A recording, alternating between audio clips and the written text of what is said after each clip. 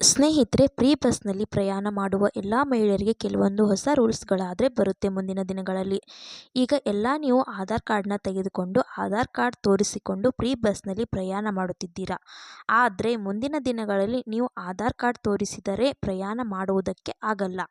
ಈ ಕುರಿತು ಸರ್ಕಾರದವರೇ ಒಂದು ಹೊಸ ಅಪ್ಡೇಟನ್ನು ಕೊಟ್ಟಿದ್ದಾರೆ. ಆ ಒಂದು ಅಪ್ಡೇಟ್ ಬಗ್ಗೆ ನಿಮಗೆ ಈ ಒಂದು ವಿಡಿಯೋದಲ್ಲಿ ತಿಳಿಸಿಕೊಡುತ್ತೇನೆ. ವಿಡಿಯೋನ ಕೊನೆಯವರೆಗೂ ನೋಡಿ, ಸ್ಕಿಪ್ ಮಾಡೋದಕ್ಕೆ ಹೋಗಬೇಡಿ. ಹಾಗೆ ನಮ್ಮ ಚಾನಲ್ ಇನ್ನೂ ಯಾರು ಸಬ್ಸ್ಕ್ರೈಬ್ ಮಾಡಿಕೊಂಡಿಲ್ಲ, ಸಬ್ಸ್ಕ್ರೈಬ್ ಮಾಡಿಕೊಂಡು ವಿಡಿಯೋಗೆ ಒಂದೇ ಒಂದು ಲೈಕ್ ಕೊಟ್ಬಿಟ್ಟಿನಿ ವಿಡಿಯೋ ನೋಡೋಕ್ಕೆ ಸ್ಟಾರ್ಟ್ ಮಾಡಿ. ಹೌದು ಸ್ನೇಹಿತರೆ, ಪ್ರೀ ಬಸ್ನಲ್ಲಿ ಪ್ರಯಾಣ ಮಾಡುವ ಎಲ್ಲಾ ಮಹಿಳೆಯರಿಗೆ ಬರುತ್ತಿರುವಂತಹ ಹೊಸ ರೂಲ್ಸ್ಗಳನ್ನ ತಿಳಿಸ್ಕೊಡುತ್ತೇನೆ. ನೋಡಿ ಸ್ನೇಹಿತರೆ, ಸರ್ಕಾರದವರು ನಿಮಗೆ ಶಕ್ತಿ ಯೋಜನೆ ಸ್ಟಾರ್ಟ್ ಮಾಡಿದಾಗ ಹೇಳಿದ್ರು ಏನಂತ ಅಂದ್ರೆ, ನಾವು ಒಂದು ಶಕ್ತಿ ಸ್ಮಾರ್ಟ್ ಕಾರ್ಡ್ ಅನ್ನ ಕೊಡುತ್ತೀವಿ. ಆ ಒಂದು ಕಾರ್ಡ್ ಅನ್ನ ಇಟ್ಕೊಂಡು ನಮ್ಮ ಒಂದು ರಾಜ್ಯದಲ್ಲಿ ಪ್ರಯಾಣ ಮಾಡಬಹುದು ಅಂತ ಹೇಳಿದ್ರು. ಆದ್ರೆ ಸರ್ಕಾರದವರು ಅದಕ್ಕೆ ಸ್ವಲ್ಪ ಖರ್ಚಾಗುತ್ತೆ ಅಂತ ಹೇಳಿ ತಲೆ ಕೆಡಿಸ್ಕೊಳ್ಳಿಲ್ಲ. ಅವರು ಈಗ ಆಲ್ರೆಡಿ ಒಂದು ವರ್ಷ ದಾಟುತ್ತಾ ಬಂದಿದೆ, ಇನ್ನು ಶಕ್ತಿ ಯೋಜನೆ ಸ್ಮಾರ್ಟ್ ಕಾರ್ಡ್ ಸರ್ಕಾರದ ಕಡೆಯಿಂದ ಕೊಡ್ಲಿಲ್ಲ. ಈಗ ಸರ್ಕಾರದವರಿಗೆ ಲಾಸ್ ಆಗಿದೆ ಅಂತೆ. ಯಾಕೆ ಲಾಸ್ ಆಗುತ್ತಿದೆ ಅಂದ್ರೆ, KSRTC ಬಸ್ಗಳಲ್ಲಿ, BMTC ಬಸ್ಗಳಲ್ಲಿ, ಬೇರೆ ಸಾರಿಗೆ ಬಸ್ಗಳಲ್ಲಿ ಬೇರೆ ರಾಜ್ಯದ ಮಹಿಳೆಯರು ಕೂಡ ಕೆಲವೊಂದು ಆಧಾರ್ ಕಾರ್ಡ್ ಅನ್ನ ತೋರಿಸಿಕೊಂಡು ಪ್ರೀ ಬಸ್ನಲ್ಲಿ ಪ್ರಯಾಣ ಮಾಡುತ್ತಿದ್ದಾರಂತೆ.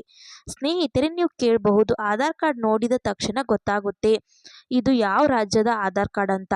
ಕಂಡಕ್ಟರ್ಗೆ ನೋಡುವುದಕ್ಕೆ ಟೈಮ್ ಇರಲ್ಲ. ಇಲ್ಲಿ ಸೀಟ್ ಇಂದಾನೆ ಬಸ್ ರಶ್ ಇರುತ್ತೆ. ಸೀಟ್ ಇಂದಾನೆ ಈ ರೀತಿಯಾಗಿ ಆಧಾರ್ ಕಾರ್ಡ್ ತೋರಿಸ್ತಾರೆ. ಕಂಡಕ್ಟರ್ ಟಿಕೆಟ್ ಹೊಡೆದು ಕೊಡ್ತಾರೆ.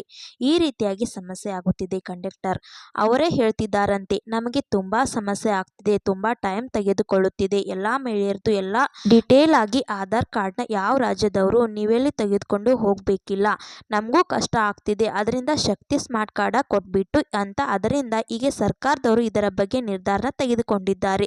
ನಿಮ್ಮೆಲ್ಲರಿಗೂ ಶಕ್ತಿ ಯೋಜನೆ ಸ್ಮಾರ್ಟ್ ಕಾರ್ಡ್ ಕೊಡುವುದಕ್ಕೆ ಸರ್ಕಾರ ರೆಡಿ ಆಗಿರುವಂತದ್ದು. ಈಗ ಮುಂದಿನ ತಿಂಗಳಲ್ಲಿ ಅಂದ್ರೆ ಫೆಬ್ರವರಿ ತಿಂಗಳಲ್ಲಿ ನಿಮ್ಮೆಲ್ಲರಿಗೂ ಶಕ್ತಿ ಸ್ಮಾರ್ಟ್ ಕಾರ್ಡ್ ವಿತರಣೆನ ಮಾಡ್ತಿದ್ದಾರೆ. ಸ್ನೇಹಿತರೆ, ಸರ್ಕಾರದ ಕಡೆಯಿಂದ ನಿಮ್ಮೆಲ್ಲರಿಗೂ ಶಕ್ತಿ ಯೋಜನೆ ಸ್ಮಾರ್ಟ್ ಕಾರ್ಡ್ ವಿತರಣೆ ಆಗುತ್ತಿದೆ.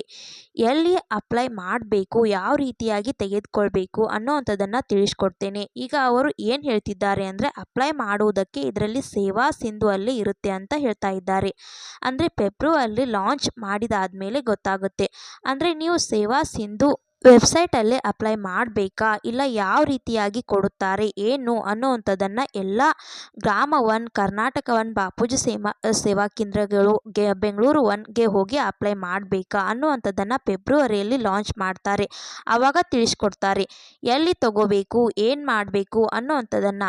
ಸ್ನೇಹಿತರೆ, ಇದು ಸದ್ಯದ ಮಟ್ಟಕ್ಕೆ ಇರುವಂಥ ಅಪ್ಡೇಟ್ಸ್. ಪ್ರೀ ಬಸ್ ಕುರಿತು ಗೃಹಲಕ್ಷ್ಮಿ 16ನೇ ಕಂತಿನ ಹಣದ ಕುರಿತು ನಿಮ್ಮೆಲ್ಲರಿಗೂ ಕಮೆಂಟ್ ಮಾಡೇ ಮಾಡುತ್ತೀರಾ. ಸ್ನೇಹಿತರೆ, 16ನೇ ಕಂತಿನ ಹಣಕ್ಕಾಗಿ ನೀವು ಸ್ವಲ್ಪ ದಿನ ತಾಳ್ಮೆಯಿಂದ ವೇಟ್ ಮಾಡಲೇಬೇಕಾಗುತ್ತದೆ. ಯಾಕೆ ಅಂದರೆ, ಲಕ್ಷ್ಮಿ ಹೆಬ್ಬಾಳ್ಕರ್ ಅವರಿಗೆ ಅಪಘಾತ ಆಗಿದೆ.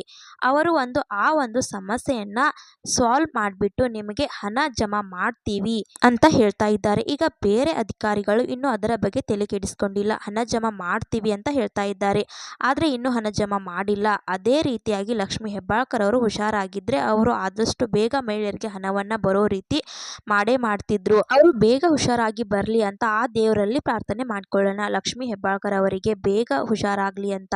ಸ್ನೇಹಿತರೆ, ಇದು ಸದ್ಯದ ಮಟ್ಟಕ್ಕೆ ಬಂದಿರುವ ಅಪ್ಡೇಟ್. ಈ ರೀತಿಯಾಗಿ ಗೃಹಲಕ್ಷ್ಮಿ ಬಗ್ಗೆ ಅಪ್ಡೇಟ್ಸ್ ಬಂದಿತ್ತು, ಹಾಗೆ ಪ್ರೀ ಬಸ್ ಬಗ್ಗೆ ಅಪ್ಡೇಟ್ಸ್ ಬಂದಿತ್ತು, ತಿಳಿಸ್ಕೊಡೋಣ ಅಂತ ವಿಡಿಯೋ ಮಾಡಿದ್ದೆ. ವಿಡಿಯೋ ಇಷ್ಟ ಆದರೆ ಲೈಕ್ ಮಾಡಿ, ಶೇರ್ ಮಾಡಿ, ಸಬ್ಸ್ಕ್ರೈಬ್ ಮಾಡಿ ಅಂತ ಹೇಳ್ತಾ ಮತ್ತೆ ಮುಂದಿನ ಮಾಹಿತಿಯೊಂದಿಗೆ ಸಿಗೋಣ. ಅಲ್ಲಿ ತನಕ bye bye, take care friends.